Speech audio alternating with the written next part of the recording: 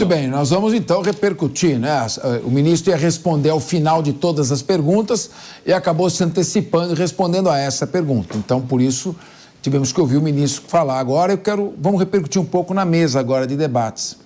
Meu querido Felipe Monteiro, eu notei o nosso querido ministro da Justiça e Segurança Pública, Lewandowski, com toda a sua experiência de professor de Direito Constitucional, muito habilidoso, tateando bem, tratando o Congresso, a Câmara dos Deputados, a Comissão de Segurança Pública com muito respeito, como tem que ser realmente as relações institucionais. São 4 temas que ele repercutiu aqui. Ele vai justificar o veto do presidente da República, a proibição da saidinha para visitar a família.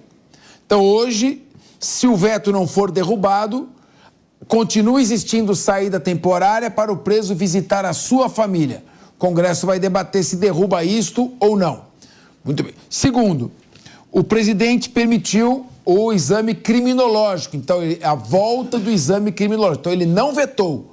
Hoje o exame criminológico volta à lei de execução penal. A gente sabe, quem atua na prática, sabe que exigir exame criminológico para a progressão do regime é fazer com que o preso que cumpriu o tempo necessário vai ficar esperando mais 2, 3 anos, porque no Brasil as coisas não funcionam. Não tem estrutura para fazer exame criminológico para todo mundo que quer progressão de regime.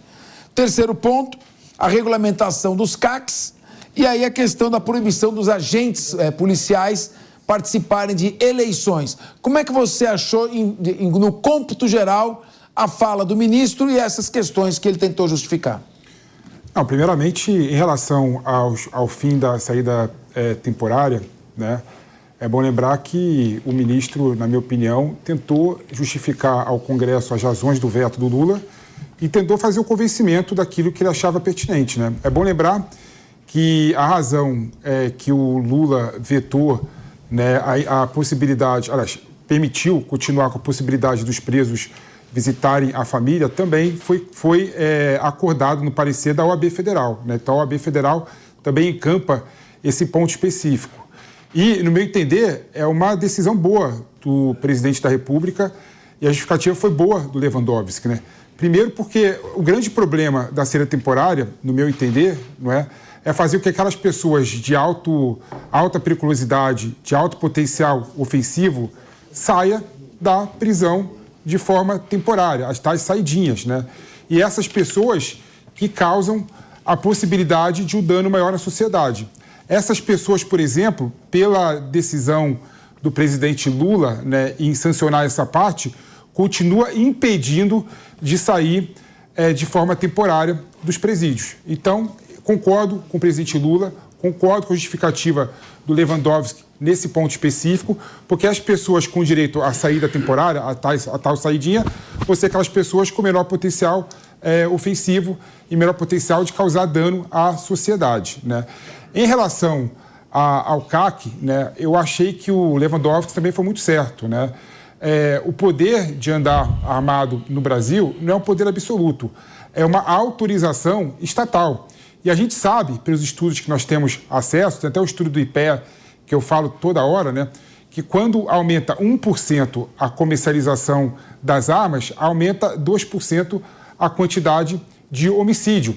E existe um tabu que as pessoas que defendem o armamento gostam de reiterar a todo momento, é afirmar que as armas utilizadas pela bandidagem, pelo tráfico de drogas, são armas obtidas de forma ilegal. Não é verdade. Essas armas são obtidas de forma legal. Tem um relatório do CNJ que fala que 55% das armas utilizadas pelo tráfico, pela bandidagem, são armas obtidas de forma legal. A gente viu semana passada, inclusive, né, armas sendo roubadas de clube de tiros, ou seja, armas legalizadas que foram roubadas e estão na mão da criminalidade, não é? E vimos também armas sendo roubadas de uma prefeitura do interior de São Paulo, né? Essas armas que são legalizadas, por exemplo, estão nas ruas. Imagina agora aquele indivíduo que tem a arma na sua casa, né? Que não é nem a prefeitura, que tem um amplo poder de proteção, e nem o clube de tiro, né? São presas fáceis para a criminalidade roubar, assaltar a casa e utilizar dessas armas para a criminalidade. Qual foi o último ponto, Capês? Em relação à Polícia Federal, a gente da Polícia Federal participar da vida pública, da vida política do Brasil. O Lewandowski, na minha opinião, foi bem direto e correto ao falar que essa questão, quem tem que legislar é o Congresso Nacional. Se o Congresso legislar, alterar a lei orgânica e proibir a participação de agentes da Polícia Federal na política, isso será respeitado e observado. Querido Diego Tavares, uma coisa me chamou a atenção na fala do ministro Lewandowski. Ele fala que o veto presidencial à proibição de visitar a família, o Congresso proibiu, acabou saidinha, não tem saidinha para visitar a família. O presidente derrubou essa proibição, ele vetou a proibição e disse: não, Congresso, pode sair sim para visitar a família. Só que o que me preocupou é que esse foi um veto por inconstitucionalidade. O presidente pode vetar um projeto por interesse público, é o veto político, ele acha que não é interessante aquilo, ele veta. Ou o veto jurídico, porque é inconstitucional. O parecer que ele recebeu foi de inconstitucionalidade e me preocupou. Porque é inconstitucional, porque viola o princípio da dignidade humana, viola o princípio da individualização da pena, viola. Ou seja, são princípios muito vagos, imprecisos. O princípio serve para qualquer coisa. Você pode usar um princípio para justificar o que você quiser. Exato. Então, se o veto foi com base num veto jurídico, por violação a um princípio, o Supremo Tribunal Federal poderá julgar inconstitucional a proibição de visita à família. Esse é o grande problema. E uma vez eu estava conversando com o ministro do Supremo Tribunal Federal, que é meu amigo, dizendo, há um tempo já, o Brasil ter perdido de 7-1 da Alemanha na Copa de 2014, esse diálogo faz tempo, viola o princípio da proporcionalidade, que é desproporcional o Brasil perder. Deveríamos entrar com uma ação lá na Suíça, onde é o tribunal da FIFA, e pedir anulação da partida, porque o princípio serve para tudo. Será que o Supremo vai, mais uma vez, afrontar o Congresso aí? Professor Capês, antes de entrar nesse ponto, eu queria fazer aqui um elogio público ao ministro Lewandowski, que está dando uma aula de civilidade no trato com o Congresso Nacional durante a sua oitiva. Vou ficar aqui, essa questão da saidinha é uma questão importante, estava aqui falando, e o ministro reiterou que o veto foi por inconstitucionalidade. Será que teremos mais um embate do Poder Judiciário com a Câmara dos Deputados e o Senado Federal? Certamente, professor Capês. Como eu dizia, primeiramente quero elogiar o ministro Lewandowski, que está dando uma aula de republicanismo, tratando com respeito o Poder Legislativo, sem fazer piadas, sem ironia, sem brincadeirinha, respondendo objetivamente às perguntas dos deputados. E ainda que eu não concorde com ele, tenho que reconhecer que essa é a postura que se espera de um ministro da Justiça. Sobre o veto, professor, o senhor chamou de veto jurídico, eu prefiro chamar de veto estratégico. Que de fato, e aí sim, criando um expediente que, ao contrário do ministro Lewandowski, não é nada republicano, de levar até o Supremo Tribunal Federal todas as pautas das quais o governo perde. Então, se o governo ganha dentro do Congresso, tudo bem. Se a gente perder na pauta, a gente prepara aqui um veto, prepara uma cama para jogar isso para o Supremo Tribunal Federal, se o veto, por acaso, for derrubado. Então, de fato, isso é mais um capítulo da judicialização da política que não colabora nada para a pacificação entre os poderes da República. Certamente, sobre o veto da saidinha, teremos mais um embate entre Supremo Tribunal Federal e Poder Legislativo. Wilson Pedroso, e aí? Como é que vai ficar essa questão, hein? Se os Congresso Nacional derrubar o veto e falar não tem saidinha nem para visitar a família, há o risco do Supremo declarar inconstitucional por violação ao princípio da dignidade humana? Quem disse que os presos vão visitar a família, Capês? Olha, deixa eu te falar, estou até meio sem palavras, porque eu já estou cansado de falar essas coisas. Saidinha, volto a dizer, é um tapa na cara da sociedade. Tapa na cara da sociedade. Já existe a progressão, saidinha. Ou seja, para ser bandido está fácil. É fácil ser bandido. Ele faz o cálculo. Não, vou cometer esse crime, fico um terço, tem saidinha, então logo estou na rua. Espero que o Congresso derrube mesmo. E espero que o Supremo saiba entender a sociedade. A sociedade não aguenta mais insegurança. A sociedade não aguenta mais insegurança. Esse projeto da saidinha foi um clamor da sociedade. Nosso secretário Derrite saiu de São Paulo para ser o relator, porque ele sabe a realidade que ele vive aqui em São Paulo, que ele prende, o bandido sai pela porta da frente, que ele cansa de prender bandido que sai pela porta da frente. Então chega, Capês, não vai para casa da família, parte não tem nem mais relação com a família, parte nem volta. Wilson Pedroso, parte nem volta. O ministro voltou a falar e você está colocando bem. Quem garante que vai ser para visitar a família? Vamos ouvir primeiro nosso ministro Lewandowski. Depois, numa réplica ou tréplica, se quiserem, poderão derrubar esse veto naquilo que entenderem adequado. Portanto, os senhores têm todos os instrumentos na mão para fazê-lo e para prevalecer o interesse público e, eventualmente, o interesse dessa categoria. O que eu quero dizer para Vossa Excelência, deputado Fábio Costa, que eu tenho dialogado com todas as categorias de policiais, inclusive com a DEPOL. E há dois pontos que me parecem bastante significativos, eu até achei que fosse objeto de alguma pergunta. Primeiro, é com relação à sanidade física e mental dos policiais. Infelizmente, há um enorme índice de suicídios na categoria das diversas polícias, inclusive federal, que causa preocupação. É uma atividade extremamente estressante, é uma atividade perigosa, é uma atividade que demanda uma dedicação total e este é um ponto que o Ministério está disposto a ajudar a encontrar uma solução. Quer dizer, um tratamento dos policiais, sobretudo aqueles que são feridos em ação, apoio às respectivas famílias. Esse é um ponto bastante sensível. E outro que já foi tocado aqui, foi ferido, é a questão das armas dos policiais aposentados também. Quer dizer, o policial combate a vida inteira a criminalidade e tem na aposentadoria, digamos assim, o direito de defender-se contra eventuais desafetos que fez. Basicamente é isso que eu queria responder para dar oportunidade para outras perguntas. Muito obrigado. Deputado Fraga, é uma sugestão. Hoje é o meu primeiro dia aqui na comissão. Eu acho que seria... Bom, voltamos agora. Então, essa questão mesmo que está girando aí na comissão, são vários assuntos, mas a questão da saída temporária, e o nosso Wilson Pedroso dizia, vai autorizar a saída temporária para visitar a família, mas quem garante que vai visitar a família? E quem garante que vai voltar?